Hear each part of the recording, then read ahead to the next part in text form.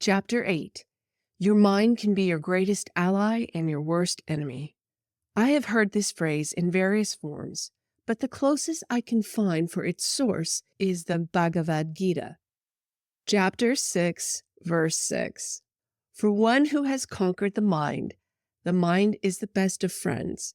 But for one who has failed to do so, the mind will remain the greatest enemy.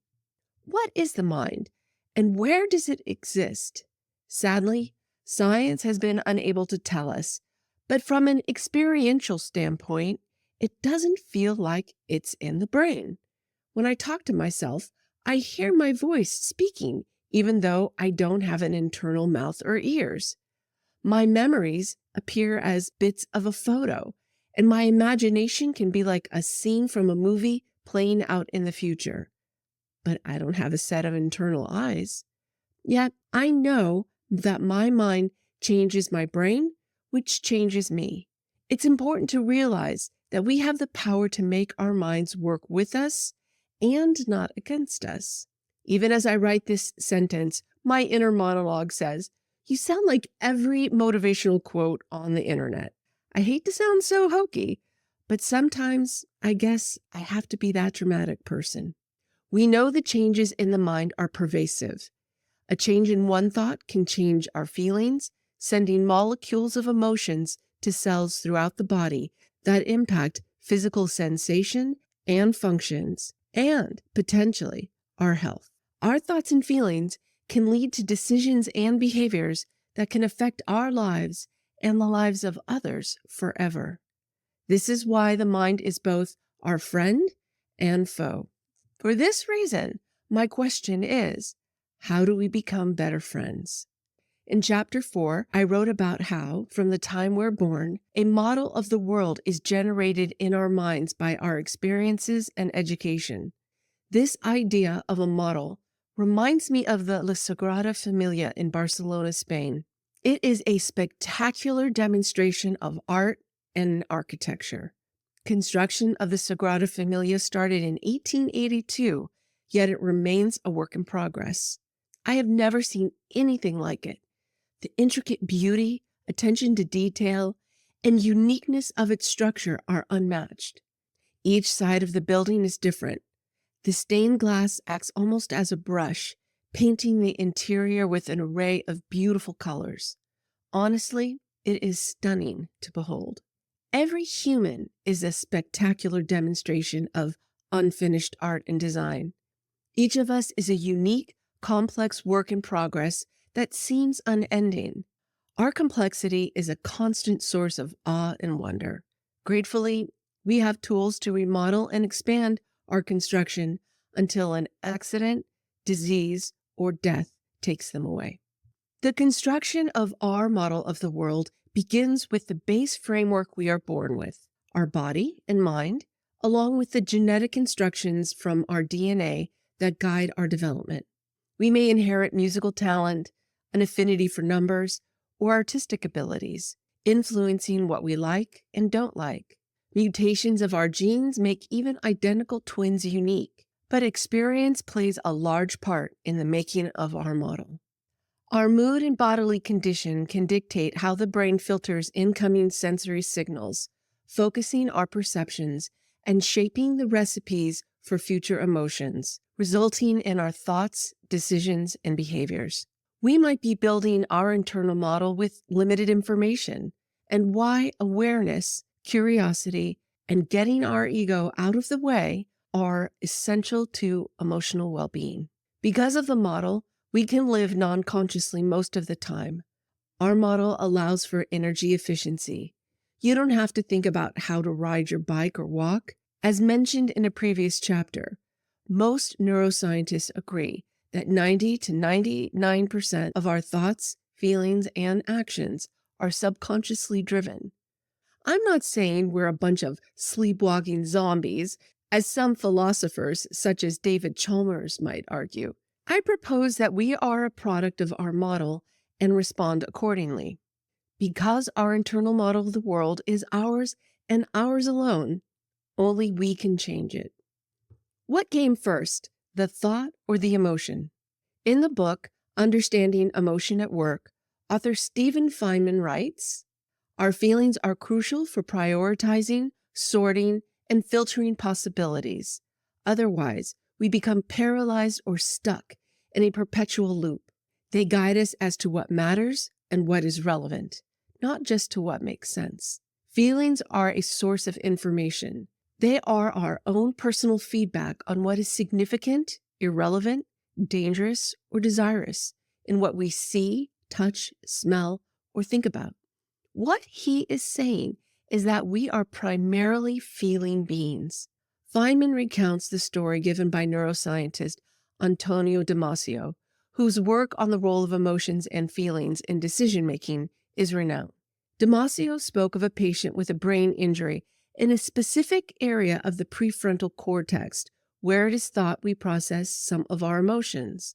When given 2 options for his next appointment, the patient went into lengthy detail about potential conflicts, weather conditions, other commitments, and their proximity to the proposed dates. He applied great logic to making a choice, but after 30 minutes, he was no closer to a decision. So Damasio chose for him. Logic wasn't getting it done. According to Damasio, Feynman shares, Descartes' famous credo, "I think, therefore I am," is flawed. Long before there was a thought, there was feeling, and we are all primarily feeling beings. I feel, therefore I am. How often have I been at a restaurant and can't decide between 2 dishes because everything looks so good? That is when I ask my husband to choose for me. When the order is placed, if it feels good, I'll stick with it. If not, I change the order. I know it's a bit annoying, but when stuck in a decision loop, most of us lean on how we feel to reach a conclusion. We make our decisions using our head, heart, and gut. Neurons are not exclusive to the brain, although the brain contains a much larger number of them, around 86 billion. We also have the heart and gut brains with 40,000 and 100 plus million neurons, respectively. They are actual brains. Each has sensory neurons, motor neurons, they control muscles and glands, ganglia, the synaptic relay station between neurons, and neurotransmitters. Both have two-way communication with the head brain. Interestingly enough, the heart and gut brains also have memory neurons. While much smaller in neural count, each plays a part in decision processing. Our emotions influence our thoughts more than the other way around. Moods and emotions mostly precede a thought. While conscious thought can turn that emotion around, the initial response is still mostly unconsciously driven with the emotion as the driver. Feelings and thoughts are tied closely in our minds, influencing each other as we make decisions and act. When thoughts drive emotions, add a cup of cortisol to your brain and you have the recipe for increased negative thoughts and the potential for a grayer mood. Our focus is narrower and more in a self-protective mode, looking for what could harm us. On the other side of the spectrum, mixing in a cup of happy chemicals can have the opposite effect.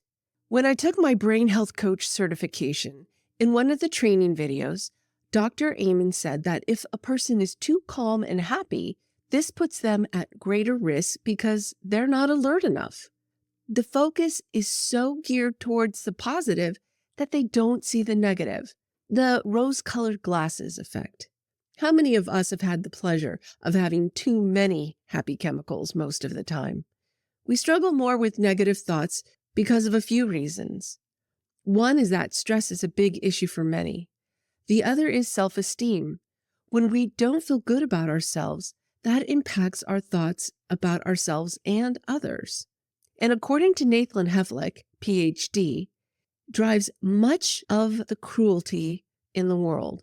In his Psychology Today article, Why Are People So Mean, Part 1, Hevlick stated that being mean is a product of insecure self-esteem. He discusses how we as humans feel better about ourselves by putting others down, be it an individual or someone who is a part of one of our quote-unquote in-groups, like a same political affiliation, religion, race, geographical location, etc.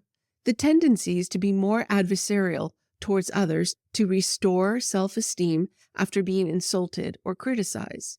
Dr. Heflick shared what most can recognize in themselves more than we care to admit.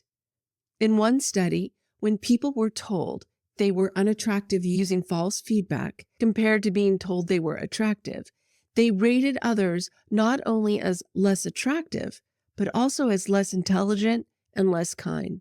Put succinctly, being insulted made people more likely to demean others. Projecting on others and threats to our egos can all produce negative thoughts and actions due to our insecurities. So as long as we have insecurity, prolonged stress and anxiety, and a brain that believes all our thoughts are true and responds accordingly, negative thoughts can dominate our lives and keep insecurity, stress, and anxiety alive and well. It becomes a vicious circle. How do we break the cycle? Pulverizing negative thoughts. When you pulverize an object, you reduce it to fine particles. Doctors crush kidney stones into tiny grains of sand so they can pass. Our thoughts can be like stones that get stuck in us and are hard to move past. Notice that I didn't write pulverized negative thoughts as a subtitle. As previously noted, even positive feelings with associated thoughts can have a detrimental outcome. For example, people in love with the emotion of love often fall into a pattern of continually choosing the wrong person. Or how about the person being so excited to take a selfie that you die or get injured? Wikipedia keeps a list of selfie-related injuries and deaths worldwide. They admit the list is incomplete, so the page contains the reported incidents. I guess you could argue that these individuals were not very intelligent, or they could be so delighted about taking that photo that they weren't thinking things through. Hey, I'm on the edge of a canyon. Maybe I should look before I take a step backward while taking this photo, is a thought that might have prevented their death. Whether positive or negative, the lack of awareness is a crucial issue. Here are some ways to help you pulverize thoughts that aren't serving you and may be harmful. Listen to your body. Until I learned about interoception, I didn't fully understand the importance of feeling the body's signals, the internal bells telling us to pay attention. I came from a family where stuffing feelings or ignoring them was the norm, as is the case with many people. It is generational, no doubt. I don't believe it was intentional by either of my parents, but still, it caused many problems in my life. No wonder I have a keen interest in emotions. Because the easiest thing to do is ignore or dismiss those feelings, as a rule of thumb, when I feel strongly about something, I question it. In a conversation or situation, if an intense sensation emanates from my heart across my chest, this is my signal to take a closer look at it. These intense feelings can fall in the positive or negative spectrum. I've been known to get too excited over something and spend money I didn't need to. This practice of noticing and questioning my feelings helps me create space between my decision and response. Or, if I ignore the feeling produced by my body, I try to reflect on it later so I don't make the same mistake or react differently in the future.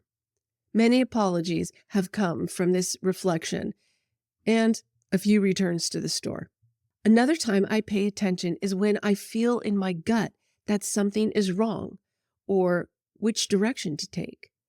Dr. Mariano Sigman, in his book, The Secret Life of the Mind, How Your Brain Thinks, Feels, and Decides, suggests that the conscious mind is limited in size and the unconscious is vast. When there are many variables in play that our conscious mind can juggle at once, our unconscious, rapid, intuitive decisions are more effective, even when based on approximate calculations. Our intuition or gut feeling is as fascinating to me as the brain.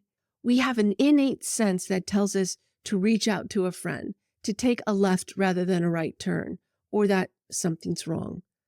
I had a gut feeling that something was amiss with my friend Debbie after I moved to San Diego from the Bay Area. There was a strong sense that something was wrong with her, so I gave her a call. "Oh my God, I can't believe you just called," Debbie exclaimed. "I was going to call you. I just found out that I have stomach cancer." How did my gut know? Sadly, this remarkable woman did not survive her cancer. Most of us have had a similar experience where we think of someone and they call us. What is the source of this communication?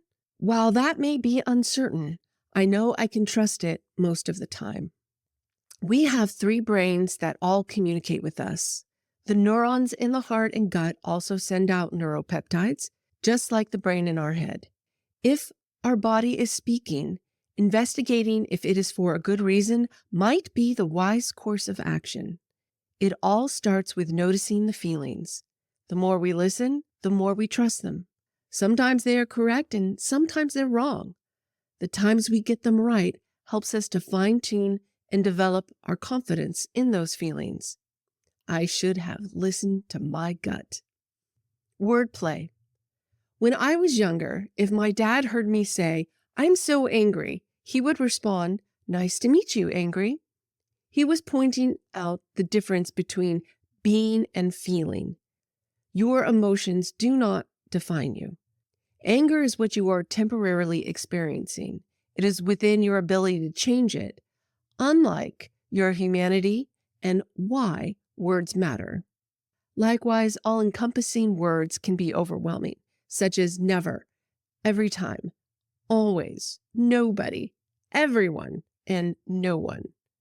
If someone were to say, "Jane, you never respond to me," in reality, this would mean that at no time in history has Jane ever responded to you. That doesn't make sense, nor does it feel good. Again, this is an excellent opportunity to challenge yourself by asking, does Jane never respond? Instead, be specific in your statement. "Jane, you don't respond when I ask you questions about your feelings towards my parents." Does that feel different to you? It does to me. The same is true with the labels we assign ourselves and others. If we call someone stupid, we lump them with every stupid person in our realm of experience. Are they stupid, or did they do something that lacked common sense? Even geniuses do quote-unquote stupid things. Once again, the difference between being and doing is enormous, even when voiced by our inner monologue. Details matter. Try breaking your thoughts and feelings down into smaller pieces. In other words, get more granular. How many times a day do you use the word love? It can be applied to people, shoes, detergents, movies, and sports, to name a few. I can remember when I was younger, I would see a handsome guy and say, "I think I'm in love." Really? Love? I assigned the word love to a virtual stranger, the same word I use with my closest and most intimate of relationships. Why not think about using crush, Twitter-pated, or lust to describe those feelings in more specific terms? As a personal experiment, I became more careful about applying love in my everyday language. I would watch a movie, and instead of telling others how much I loved it, I would use words like thoroughly enjoyed or liked it immensely, unless my emotion was so intense as to deserve love. What did I learn from the experiment? The word has more meaning for me now. Yes, I catch myself using the word out of habit, but I'm more conscious of how I use it and find opportunities to incorporate other feeling words into my vocabulary. It is unrealistic to break a pattern of speaking and thought that has existed for my lifetime, but the effort is there, and my brain is working on catching it. Finding your inner Sherlock Holmes. I enjoy a good Sherlock Holmes movie and the Enola Holmes series. What the Holmes characters do is question and observe everything. Most of us don't have time to do this in real life. We likely wouldn't get much done if we did.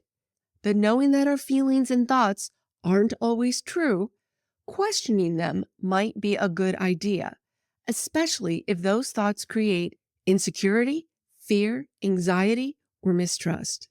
Byron Katie, author of Loving What Is, 4 Questions That Can Change Your Life, suffered from multiple addictions and severe depression.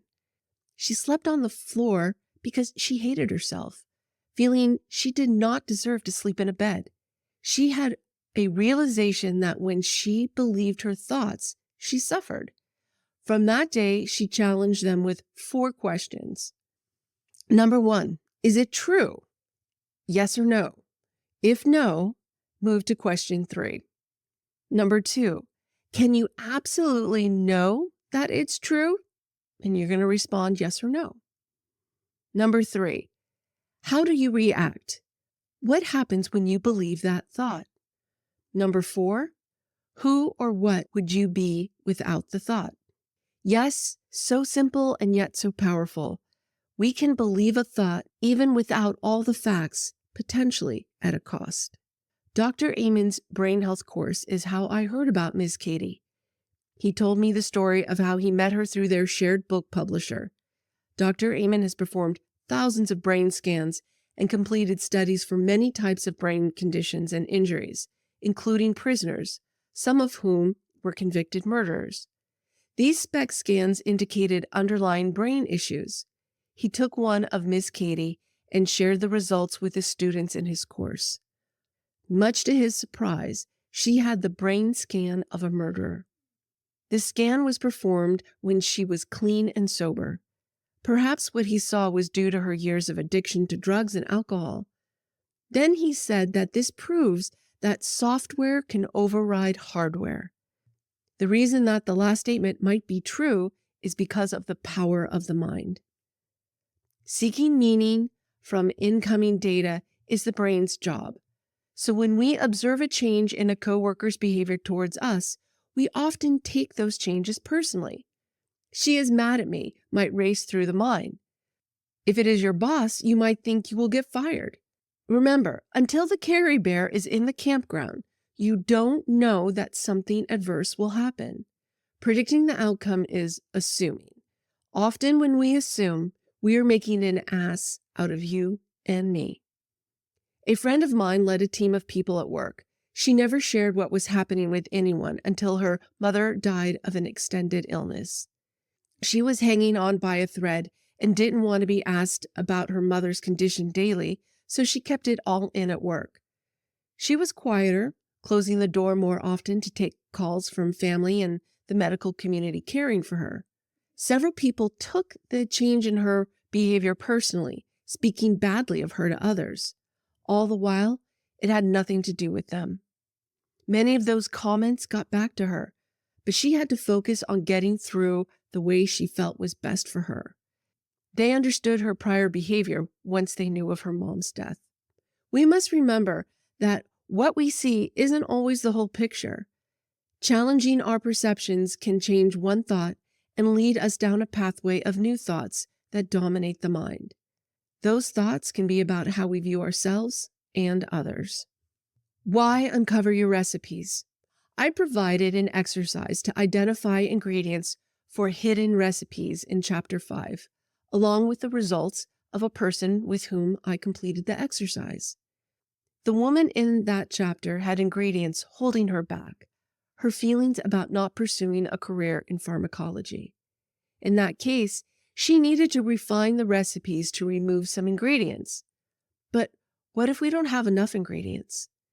While performing the exercise, discovering the hidden recipes, what comes out for the individual emotions doesn't always tell the whole story, but it unfolds when you look at the pattern. After completing the exercise with someone experiencing some struggles, she saw a strong theme of needing safety and security. The ingredients for these important feelings depended on her family, only they rarely provided them. There were a lot of unkept promises.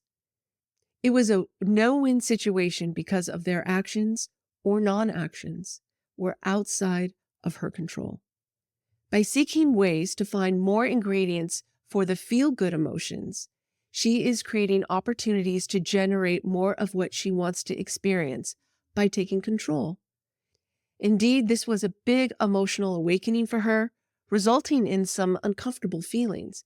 But it gave specific information, uncovering what she needs to adjust in her emotion recipes. But it isn't always a big emotional revelation. Another example of how this process works is with a woman who was looking for work unsuccessfully. She was older, but her intelligence was obvious and her wit was sharp. The exercise uncovered what kept her from finding work, a false sense of self.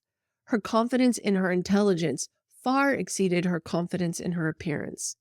Looking at it on paper helped her to see how it kept her back, and she hadn't realized it previously. Her appearance wasn't the issue, it was how she perceived herself. This was the recipe she needed to change. Again, a man was looking for a job and was having a hard time. His passion was his side hustle, stand-up comedy. The exercise helped him to see that he still had a passion for his day job, a perspective he had forgotten. I suggested that the interviewer was picking up on his lack of enthusiasm. I recommended that he reflect on his pleasant feelings about his profession just before an interview. What he did was cook up a recipe on demand before the interview. It was the emotional nutrition he needed at the time. Not long afterward, he got an offer. Maybe he would have gotten it anyway. I want to think that the change in how he perceived work helped. I have performed this exercise for people regarding work, relationships, and life in general. Exercises like this help us to understand what we want and don't want, what is important and what isn't. It becomes our personal value statement. It also gives us the awareness we might not have had, assisting with redirecting our focus. In other words, it raises our consciousness. Higher levels of awareness are associated with emotional intelligence. It also impacts how we interact with the world and communicate with ourselves and others. More importantly, it gives us a great sense of ourselves, building confidence in who we are and making the mind a greater ally. Our mysterious minds hold the recipes we use every day. It is much better to intentionally create those recipes, just like a chef in a kitchen. This intentionality helps seed the mind with the emotion recipes we want prepared, handing them to the kitchen for future service.